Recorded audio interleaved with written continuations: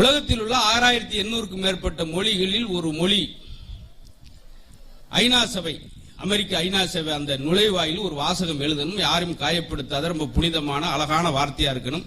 உலகில் உள்ள 6800க்கும் மேற்பட்ட மொழிகள்ல எந்த மொழிகள் அந்த வாசகம் இருக்கணும், ஒரே வார்த்தையில் இருக்கணும், எல்லாருக்கும் பிடிச்ச மாதிரி இருக்கணும் அப்படின்னு சொல்லி நிறைவா தேர்ந்தெடுத்து என்ன எழுதினாங்க தெரியுமா?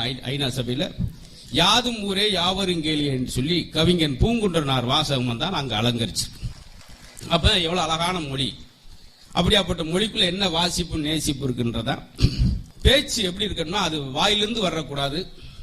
வாயை பயன்படுத்துவான் பேச்சாளன் அல்ல, வார்த்தையை பயன்படுத்துவன் தான் பேச்சாளன். பரவாயில்ல, அந்த 4 பேர் அப்படியே கடைசி வரைக்கும் இருங்க. உங்களை இழந்துட்டேன்னா நான் போச்சு. அதனால என்ன செலவானாலும் நீங்க அங்கேயே இருங்க. அவங்க கைதட்டாட்டி போறாலும் தட்டாளி முறைச்சு பாக்குறான், யாரு அவன் சொடக்கு சொடக்கு இங்கேயே தட்டிக்கிட்டு அப்படின்னு சொல்லி எனக்கு இப்படியெல்லாம் வந்ததான் அமை.